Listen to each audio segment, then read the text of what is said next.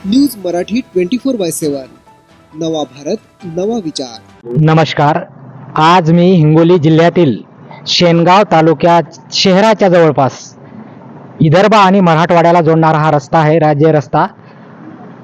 गेले 3 ते 4 वर्षापासून हा रस्ता रखडलेला असून या रखडलेल्या रस्त्यामुळं कित्येक अपघात झालेत आणि एक काळ तर एका घरामध्ये वाहन घुसल्याने तेथील एका कुटुंबाचं मोठ्या प्रमाणावर नुकसान झालं आणि तेथील एक माणूस या रस्त्याच्या अभावी दगावला गेलेला आहे।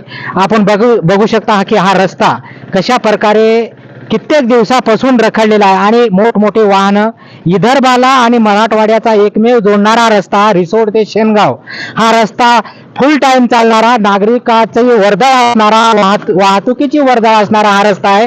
आपण बघू शकता कशा प्रकारे वाहने येत आहेत मोठमोठाले आणि याच रस्त्याचा प्रश्न गेले 3 ते 4 वर्षापासून हा प्रलंबित आहे। माननीय केंद्रीय रस्ते वाहतूक मंत्री नितीनजी गडकरी साहेब यांच्या कार्यकाळात हा रस्ता हो घातलेला होता, परंतु काही कारणास्तव हा रस्ता रखडलेला आहे का, या रस्त्यासाठी प्रशासनाकडे वेळ नाही का, असाही सवाल होत आहे।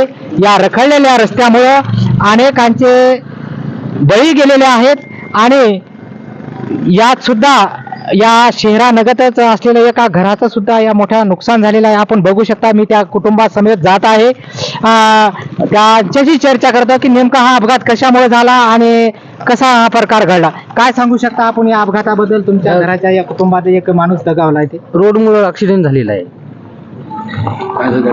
ऍक्सिडेंट म्हणजे रोड खराब असल्यामुळं, रस्ता खराब असल्यामुळे गाडी सरळ आली आणि ती घरामध्ये घुसलेली। नंतर वडील वारलेले आहेत। रस्ता जे आहे, ह्या रस्त्याची कोण सणसण येते आणि तिकडून गाड्या येऊ राहिल्या आमच्या डायरेक्ट आमच्या हॉटेलमध्ये आपल्या घरात यायला का। माझे वडील झोपलेले होते आणि ते जागेवरच गेले तर माझा म्हणजे मी हनुमान नामदेवराव खुंडी हागे रिसोड रोडवर आहे आणि माझे वडील गेले तेव्हापासून आता आमची लय बेकार हालत चालू आहे। काय मागणी करू शकता तुम्ही या रस्त्याबद्दल आणि प्रशासनाला काय सांगू इच्छिता? काय नाही बा, 30-40 रुपयाच्यावर ऍक्सिडेंट झालेले ते रोडवर सध्या। आता कमी आपल्या इच्छा आहे लवकर रोड व्हावं। माझ्यासोबत आणखीन सुद्धा काही प्रवासी आहेत आणि सुज्ञ नागरिक सुद्धा आहेत की रस्त्याबद्दल नेमका कसा रस्त्याचा अपघात आहे, काय रस्त्याची परिस्थिती आहे? अहो, दर महिन्याला इथून 2-4 ऍक्सिडेंट होतात। इथून इतकंच एवढा कच्चा रस्ता ठेवला, मोठा हा समृद्धी महामार्गाला जोडणारा हा रस्ता आहे। हा दुपदरी रस्ता आहे आणि हा राष्ट्रीय महामार्ग आहे, समृद्धी जोडणार आहे, तरी शासन याचं गांभीर्याने लक्ष देत नाही, शासन देत नाही, प्रशासन देत नाही, संबंधित गुत्तेदार सुद्धा या रस्त्याकडे लक्ष देत नाही। या ठिकाणी एका वेळी तर एवढा भयानक ऍक्सिडेंट झाला की समृद्धी येणारी गाडी सरळ या घरामध्ये घुसली आणि बाजूवर झोपलेला त्या घराचा कर्ता पुरुष त्याच्या जाग्यावर मृत्यू झालेला आहे। अशी किती बळी घेणार का, असं काही शासनाने ठरवलं काय? एवढे बळी घातल्याशिवाय हा रस्ता करायचा नाही, हाच प्रश्न अनेकांना या ठिकाणी पडतोय। माननीय रस्ते वाहतूक मंत्री केंद्रीय नितीनजी गडकरी यांच्याकडे काय मागणी करतात? केंद्रीय मंत्री नितीनजी गडकरी यांच्या कार्यालयामध्ये अशा प्रकारचं एक पत्र माजी आमदार रामराजे वडकुते यांच्या सहीचं पत्र सुद्धा या रस्त्याची दखल घेण्यासाठी गेलेलं आहे। जर 1 महिन्याच्या आत या ठिकाणी जर समजा हा रस्ता व्यवस्थित नाही झाला तर आम्ही याच ठिकाणी मी केंद्रीय मंत्री नितीनजी गडकरी यांना असं आश्वासन असे त्यांच्याकडे विनंती करतो की हा रस्ता लवकरात लवकर करा, अन्यथा एका महिन्यात आम्ही याच ठिकाणी उपोषणाला बसणार आहोत। पुन्हा माझ्यासोबत काही नागरिक आहेत, त्यांच्याकडून जाणून घेऊ का या रस्त्याबद्दल काय सांगता?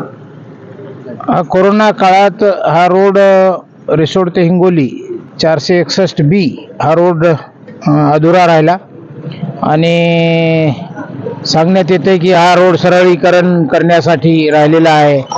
त्या खात्यावर संबंधित शेतकऱ्याच्या खात्यावर त्याचे पैसे आलेले नाहीत म्हणून हा रोड झाला नाही असं संबंधित अधिकारी सांगतात। परंतु हा रोड राहिल्यामुळं कमीत कमी 35 ते 40 ॲक्सिडेंट या ठिकाणी झाले आणि 40 ॲक्सिडेंट या ठिकाणी झाल्यामुळं हे संबंधित जे हागे यांचं जे हॉटेल होतं, घर होतं, यांच्या घरात करता माणूस एक्सपायर झाल्यामुळं या कुटुंबावर एक दुःखाचा डोंगर कोसळलेला आहे यापूर्वी या ठिकाणी उपोषण झाले, रस्ता रोखला, गडकरी साहेबाला निवेदन देण्यात आले, परंतु हिंगोलीवाले कार्यकारी अभियंता सांगतात की हा रोड अकोला डिपार्टमेंटकडे आहे. मग त्यामुळं हा काही रोड होत नाही. त्याच्यामुळं हे जे ॲक्सिडेंट वाचवायचे असतील आणि इथून पुढं जे नुकसान टाळायचं असेल तर हा रोड होणं गरजेचं आहे. तरी या रोडची दखल गडकरी साहेबांनी घेऊन, बांधकाम मंत्री देशाचे सर्वोच्च पदावर आहेत आणि त्यांनी दखल घेऊन हा रोड लवकरात लवकर दुरुस्त करून द्यावा, जेणेकरून भविष्यात होणारी हानी होणार नाही व कोणाचं नुकसान होणार नाही.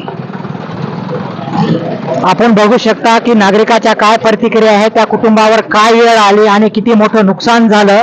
याच वळण रस्त्यावर हा अपघात घडत आहेत. कमीत कमी 40 ते 30 असे अपघात झालेले आहेत. हा रस्ता तात्काळ दुरुस्त करावा अशी मागणी केंद्रीय रस्ते वाहतूक मंत्री नितीनजी गडकरी साहेब यांच्याकडे करण्यात आली आहे आणि प्रशासनाने याच्याकडे दखल घ्यावी व संबंधित रस्ता हा तात्काळ 1 महिन्याच्या आत हा रस्ता चांगला करून व्यवस्थित दर्जेदार बनवावा अशी मागणी नागरिकातून होत आहे. नसता आम्ही इथंच या रस्त्यावर गतवर्षी केलेल्या आंदोलनाला पुन्हा एकदा उभारणी देऊन रस्त्यावर उतरण्याची वेळ येईल असं काम करू नये. प्रशासनाने तात्काळ लक्ष द्यावं. नसता उपोषणाचा इशारा सुद्धा देण्यात आला आहे. गजानन दुधोळे, न्यूज मराठी 24 हिंगोली. न्यूज मराठी 24/7 नवा भारत नवा विचार.